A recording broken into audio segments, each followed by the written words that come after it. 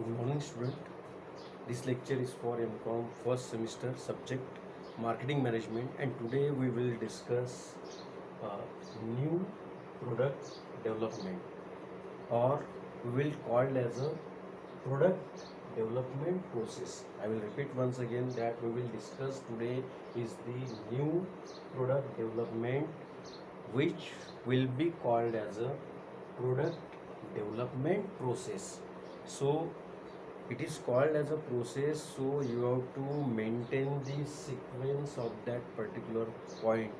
You should not jumble the point, so you should be carefully understood step by step first to 7 point, which will be called as the new product development or product development process. So in first process it is the idea generation. जब भी हम नया product launch करना चाहते हैं तो ऐसे ही दिमाग में आइडिया आया और आपने प्रोडक्ट लॉन्च कर दिया है, आपके पास रिसोर्सेस है करके आपने प्रोडक्ट लॉन्च कर दिया, ऐसा कमर्शियल इसमें नहीं होता है. Company should follow a particular procedure which will be called as the product development process. So first step is the idea generation. Idea generation means first the idea is to be generated, maybe in the producer or some marketing managers or some person, so he can communicate the idea to the upper level. जो product है, सबसे पहले idea generation, उसके किसी के दिमाग में idea आता है कि ये पर्टिकुलर प्रोडक्ट जो है हम बना सकते हैं क्या, फिर इसके प्लस या माइनस पॉइंट क्या है. अब कई बार जो है जब प्रोडक्ट एकदम नया होता है, you should get the undoubted responses from the customer side. अगर प्रोडक्ट पहले से लॉन्च नहीं है या एकदम नया प्रोडक्ट है, नई आइडिया है, तो उसको इतना रिस्पॉन्स मिलता है, फिर आपने एडवर्टाइजमेंट कम किया तो भी रिस्पॉन्सेस कम नहीं होता. जैसे फॉर एग्जांपल, जब मार्केट में पहली बार जो है पानी की बोतल आई थी बिस्लरी नाम से, तो वो एक नया कंसेप्ट था, नई आइडिया थी. तो कई सारे लोगों का मानना था तब कि पानी की बोतल कोई भी परचेस नहीं करेगा. यानी कंपनी को ये सजेशन दिया था कई लोगों ने कि ये this idea is not working, लेकिन कंपनी ने बहुत स्टडी करने के बाद जो है वो उस टाइप का जो है निर्णय लिया था. और आज भी हम दुकान में जाते हैं तो हम बिस्लरी बोतल मांगते हैं, वो हमको दूसरे कौन सी कंपनी की देता है, कस्टमर ले लेता है, कस्टमर खुश हो जाता है. इन दिस सेंस दैट यानी बिस्लरी यानी लोगों के माइंड में बैठा है कि बिस्लरी यानी पानी की बोतल. तो उस प्रकार से जब आइडिया एकदम अगर नहीं है तो उतने एफर्ट्स हमको नहीं करने पड़ेंगे. सिर्फ ये थोड़ा एक हेजिटेशन होता है शुरुआत में कि प्रोडक्ट सक्सेस होगा कि नहीं होगा. तो नई आइडिया अगर है, नया कॉन्सेप्ट अगर है, तो वो जो है दोनों बातें, उसमें प्लस पॉइंट भी है, माइनस पॉइंट भी है. एकदम ज़्यादा रिस्पांस मिल सकता है, बहुत ज़्यादा रिस्पांस जिसके आपने कल्पना भी नहीं की होंगी. एक्सपेक्टेशन और response is more than expectation. और ऐसा भी हो सकता है कि कस्टमर को पसंद नहीं है, रिस्पॉन्स इज पुअर. सो दोनों पॉइंट है उसमें, प्लस और minus. So first thing is idea generation. Idea दिमाग में आनी चाहिए. आइडिया आने के बाद हम फिर आगे की स्टेप पर जाते हैं. तो आगे की स्टेप क्या है? Idea screening. आइडिया आ गई कि ये पर्टिकुलर प्रोडक्ट बनाना है, फिर आइडिया को हम स्क्रीनिंग कर रहे हैं बहुत सारे पैरामीटर्स में कि इसको रॉ मटेरियल कितना लगेगा और रॉ मटेरियल कहाँ से आएगा, उतना हम उसका कमर्शियलाइजेशन है, उतना प्रोडक्ट प्रोड्यूस कर सकते क्या है, हमारे पास में मैन पावर है क्या, गवर्नमेंट का सपोर्ट है क्या. तो ये सब बातें जो है, हमारा मार्केट कौन सा है, टारगेट मार्केट कौन सा रहेगा, इसके कस्टमर इंडिया में अवेलेबल होंगे या आउट ऑफ इंडिया जो है अवेलेबल होंगे. तो ऐसे कई सारे जो पैरामीटर्स है वो आइडिया स्क्रीनिंग में हमको देखने को मिलते हैं. तो ये हो गया आइडिया स्क्रीनिंग के. जो आइडिया आई वो उसको अलग अलग पैरामीटर्स में हमने स्क्रीन कर लिया. स्क्रीन करने की वजह से क्या हुआ कि वो आइडिया और ज़्यादा क्लियर हो गई. फिर हम नेक्स्ट स्टेप के ऊपर बढ़े. नेक्स्ट स्टेप क्या है? Concept development. यानी जो कॉन्सेप्ट हमारे पास में आया था, उसको स्क्रीनिंग करने के बाद उसकी डेवलपमेंट की प्रोसेस हमने स्टार्ट कर दी कि उसके अलग अलग जो परमिशन है, अलग अलग डिपार्टमेंट से परमिशन लेनी है, या अगर नया प्लांट लगाना है तो उसके हमने इंफॉर्मेशन कलेक्ट करना चालू किया, ताकि वो एक्चुअल आइडिया जो है वो इम्प्लीमेंटेशन के तरफ जाए। तो ये हो गया कॉन्सेप्ट डेवलपमेंट। उसके बाद में बिजनेस एनालिसिस। अब बिजनेस एनालिसिस में जो है कई सारे पैरामीटर्स होते हैं कि हमारी इनिशियल इन्वेस्टमेंट कितनी है and in what times it will be pay back period आपको बताऊंगा कि हम जितनी इन्वेस्टमेंट कर रहे हैं, सपोज 10 करोड़ है, 40 करोड़ है, 50 करोड़ है, या 100 करोड़ है, या 500 करोड़ है, what ever it may be, so it should be return back in how much years, कि वो कितने समय में हमारे पास रिटर्न आ सकती है विथ एन एडिशनल इंटरेस्ट। सिर्फ उतनी रिटर्न आके चलेगा नहीं, along with that some profitability should be there, some profit margin should be there. नहीं तो जितनी हमने इन्वेस्टमेंट की उतनी अगर वापस आ रही है तो कुछ भी नहीं मिलेगा। सो ये स्टेज में जो बिजनेस एनालिसिस है, बिजनेस एनालिसिस में we have to consider the number of parameters, we have to apply the numbers of methods की in what times our investment will be pay back with an additional advantage. वो हमारी जो है investment return भी आनी है along with some profitable, तो उसको कितना साल लगेगा और उतने साल तक रुकने की हमारी जो है वो कैपेसिटी है क्या, ये सभी पैरामीटर्स को कंसीडर किया जाता है कि उतना लोन अमाउंट अवेलेबल होगा क्या। अगर बहुत ज़्यादा जो है, जिसको gestation we will called as a gestation period. Gestation period is what, initial investment and final product. यानी आज आपका पैसा जा रहा है और उसका आउटपुट कब आ रहा है, यानी आज आपने पैसा खर्चा किए है और आपका पैसा आपको कब वापस मिलेगा।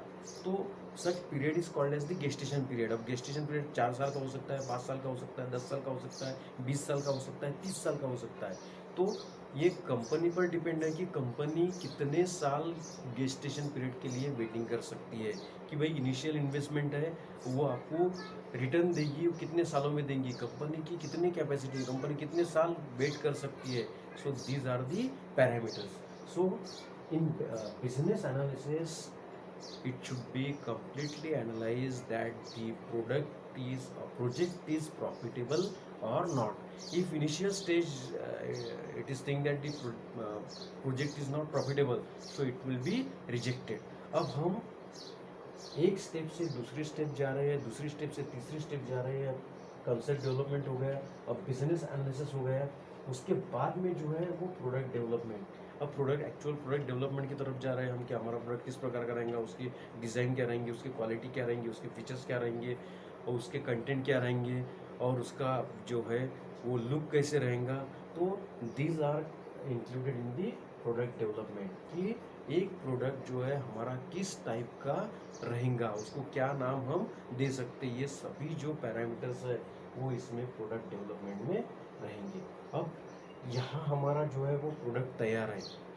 हम कहाँ से शुरुआत किए थे, idea. First thing is idea generation, second one is idea screening, third one is concept development, fourth one is business analysis, उसके बाद में प्रोडक्ट डेवलपमेंट। अब यहाँ पर हमारा प्रोडक्ट जो है वो रेडी है।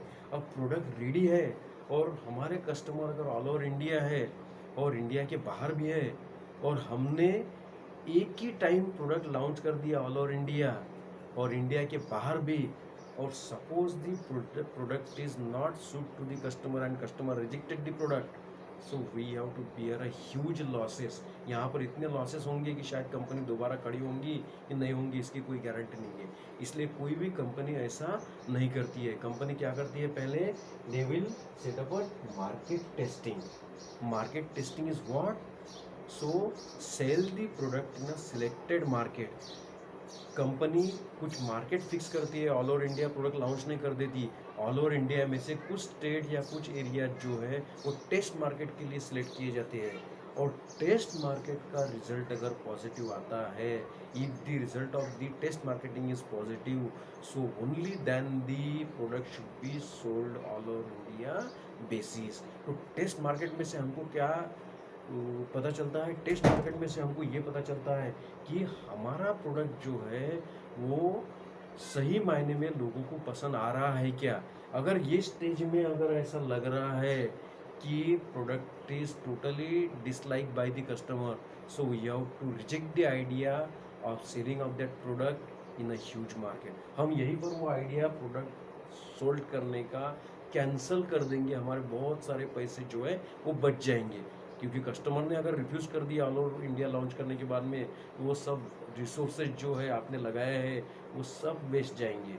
अब ये स्टेज पे कब आएंगे हम, last stage is commercialization of the product. If the test marketing is completed successfully, then we will enter into commercialization of that particular product. Commercialization of that particular product means we have to sell the product in all over India and out of India. अगर वो product का market India के बाहर है तो India के बाहर भी हम सोल्ड करेंगे। क्यों? क्योंकि on the basis of test marketing हमको पॉजिटिव रिजल्ट आया कि कस्टमर के रिस्पॉन्सेज बहुत अच्छे हैं। At that time we have to commercialization of our product. हम हमारे प्रोडक्ट का कमर्शियलाइजेशन का निर्णय लेंगे। तो these are called as the new product development, or we will call it as the product development process। अब प्रश्न ये है कि सभी प्रोडक्ट जो है वो इस टाइप के प्रोसेस में से जाते हैं क्या, ये स्टेप्स कंप्लीट करते हैं क्या। अगर कई सारे प्रोडक्ट जो है वो आइडिया स्क्रीनिंग या कंसेप्ट डेवलपमेंट तक ही कंपनी को ऐसा लगता है कि this is not a profitable project, ये प्रोजेक्ट प्रॉफिटेबल नहीं रहेगा, so idea of that product is rejected and there is no needs of considering this process. वो ये स्टेज करने की उनको ज़रूरत ही नहीं होती। लेकिन हर कंपनी एक बार आइडिया जनरेट होने के बाद में वो कम से कम यहाँ तक तो पूछते हैं कि वो मार्केट टेस्टिंग तक आए और वो प्रोडक्ट का एक टेस्टिंग, मार्केट टेस्टिंग करे, प्रोडक्ट बनाए, प्रोडक्ट का मार्केट टेस्टिंग करे, और मार्केट टेस्टिंग के बाद में अगर कंपनी को लगता है कि this project is not profitable, eight that time company do not make any commercialisation of the product. अब एज अ कस्टमर हमको नहीं पता चलता कि कंपनी ने कौन सा प्रोडक्ट का ट्रायल किया था। वो तो कंपनी के पास डेटा रहता है कि उन्होंने कौन से प्रोडक्ट के लिए ये स्टेप्स फॉलो किए और कौन सा प्रोडक्ट जो है जिसका कमर्शियलाइजेशन किया ही नहीं। हमको एज अ कस्टमर, आपको या मुझे कब पता चलता है कि प्रोडक्ट हमारे पास जब आता है, हमारे पास आया यानी कब आता है वो, after commercialisation of the product. वो प्रोडक्ट का कमर्शियलाइजेशन होता है, एट दैट टाइम वो प्रोडक्ट हमारे पास में आता है, उसके पहले हमारे पास में वो नहीं आता। इसलिए ये प्रोडक्ट, ये मार्केट टेस्टिंग तक कोई कंपनी आई होंगी तो हमको पता भी नहीं चला। लेकिन वो अलग पैरामीटर है, हमको सिर्फ ये ध्यान में रखना है, हमको ये स्टेप्स ध्यान में रखना है। और इसको स्टेप बोला है, प्रोसेस बोला है, तो कोई भी पॉइंट जो है इसमें का जम्बल्ड नहीं होना चाहिए, इधर का उधर नहीं होना चाहिए। जैसे आपको पहला याद आया, बाद में चौथा याद आया, बाद में पांचवा याद आया, बाद में सातवां याद आया, बाद में दूसरा याद आया, तो ऐसा नहीं होना चाहिए। It is called as the process, so each and every point should be written in this sequence only. So क्या क्या हमने पॉइंट देखे हैं, हमने फर्स्ट पॉइंट देखा idea generation, number 2 idea screening, number 3 concept development, number 4 business analysis, number 5 product development, number 6 market testing, and number 7 commercialization। commercialization means commercialization of that particular product। तो ये सब जो है आपको समझ लेना है। इसका पीडीएफ आपके व्हाट्सएप ग्रुप पे जब भी अवेलेबल होगा तो वो स्टेप को, इसका डिस्क्रिप्शन जो है वो अच्छे से पढ़ लेना है और समझ लेना है। आज के लेक्चर के लिए यहीं पे रुकते हैं, बाकी जो है नेक्स्ट लेक्चर में कंटिन्यू करेंगे। Thank you.